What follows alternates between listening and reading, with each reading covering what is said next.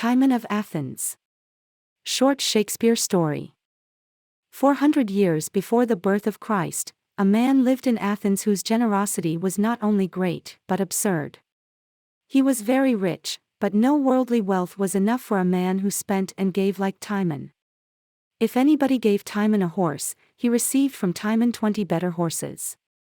If anybody borrowed money of Timon and offered to repay it, Timon was offended.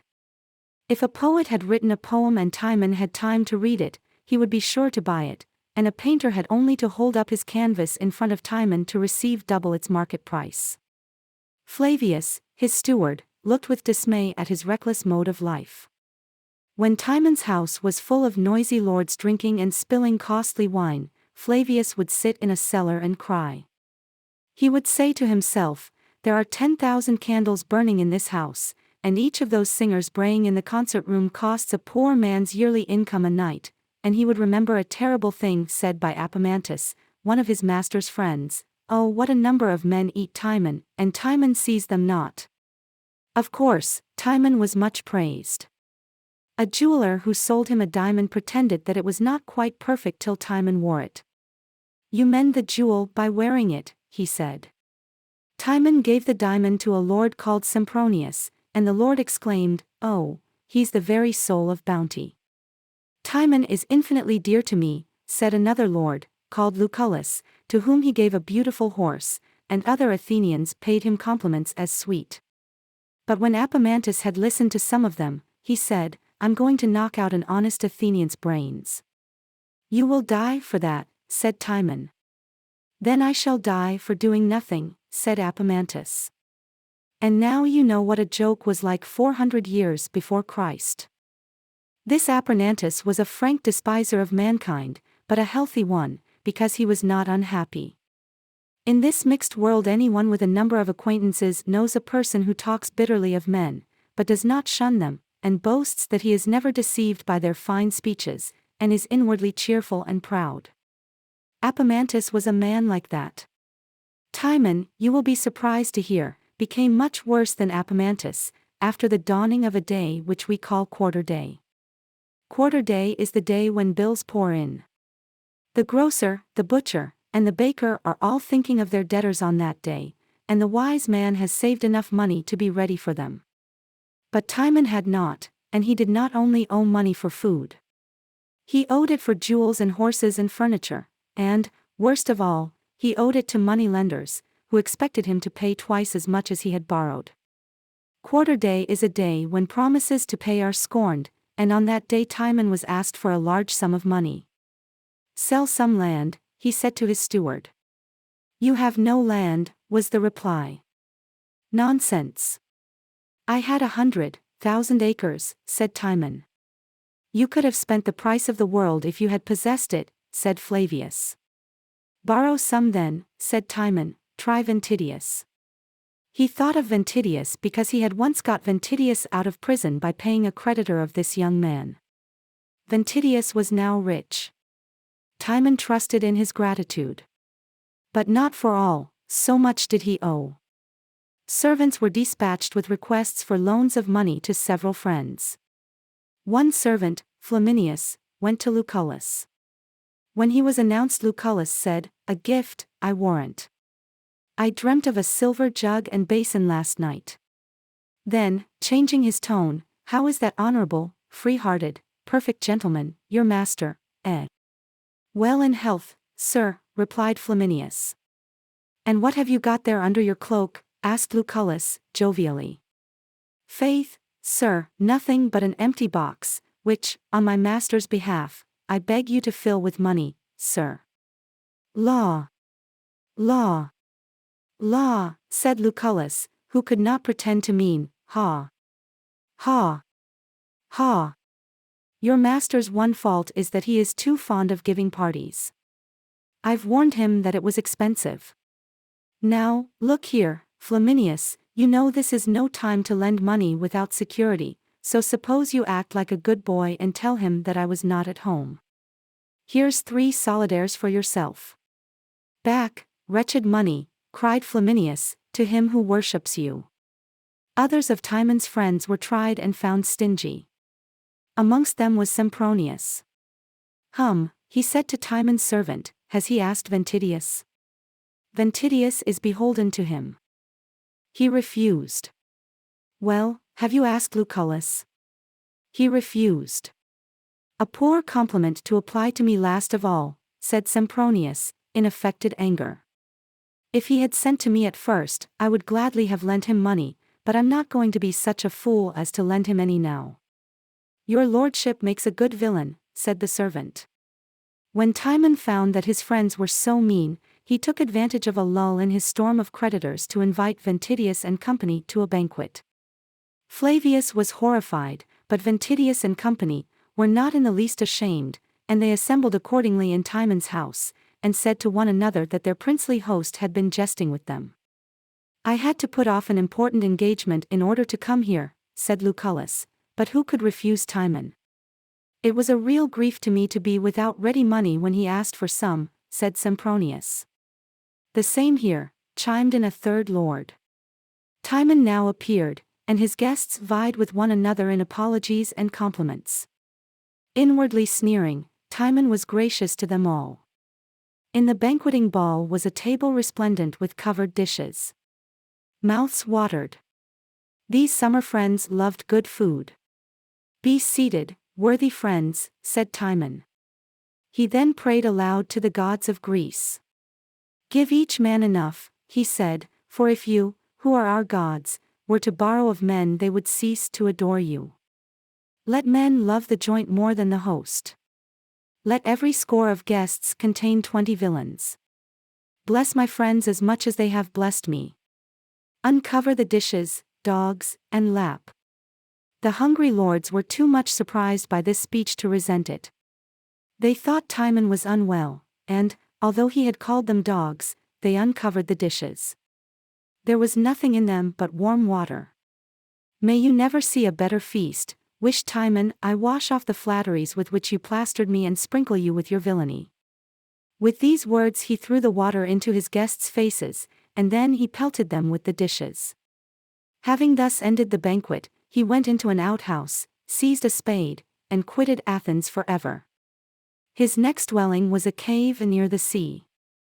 Of all his friends, the only one who had not refused him aid was a handsome soldier named Alcibiades, and he had not been asked because, having quarreled with the government of Athens, he had left that town.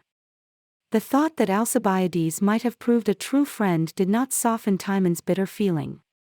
He was too weak-minded to discern the fact that good cannot be far from evil in this mixed world. He determined to see nothing better in all mankind than the ingratitude of Ventidius and the meanness of Lucullus. He became a vegetarian, and talked pages to himself as he dug in the earth for food. One day, when he was digging for roots near the shore, his spade struck gold. If he had been a wise man he would have enriched himself quickly, and returned to Athens to live in comfort. But the sight of the gold vein gave no joy but only scorn to Timon. This yellow slave, he said, will make and break religions. It will make black white and foul fair. It will buy murder and bless the accursed.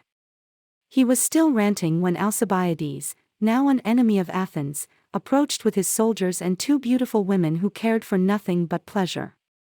Timon was so changed by his bad thoughts and rough life that Alcibiades did not recognize him at first.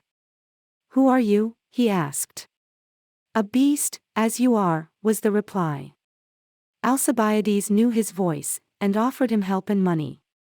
But Timon would none of it, and began to insult the women. They, however, when they found he had discovered a gold mine, cared not a jot for his opinion of them, but said, Give us some gold, good Timon. Have you more? With further insults, Timon filled their aprons with gold ore. Farewell, said Alcibiades, who deemed that Timon's wits were lost, and then his disciplined soldiers left without profit the mine which could have paid their wages, and marched towards Athens. Timon continued to dig and curse, and affected great delight when he dug up a root and discovered that it was not a grape. Just then Epamantis appeared. I am told that you imitate me, said Epamantis. Only, said Timon, because you haven't a dog which I can imitate. You are revenging yourself on your friends by punishing yourself, said Epaminondas.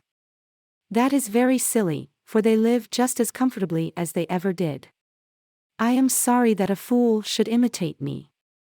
If I were like you, said Timon, I should throw myself away. You have done so, sneered Epaminondas. Will the cold brook make you a good morning drink, or an east wind warm your clothes as a valet would? Off with you, said Timon, but Epaminondas stayed a while longer and told him he had a passion for extremes, which was true. Epaminondas even made a pun, but there was no good laughter to be got out of Timon. Finally, they lost their temper like two schoolboys, and Timon said he was sorry to lose the stone which he flung at Epaminondas, who left him with an evil wish. This was almost an at-home day for Timon, for when Epaminondas had departed, he was visited by some robbers. They wanted gold. You want too much, said Timon. Here are water, roots and berries. We are not birds and pigs, said a robber. No, you are cannibals, said Timon. Take the gold, then, and may it poison you. Henceforth rob one another.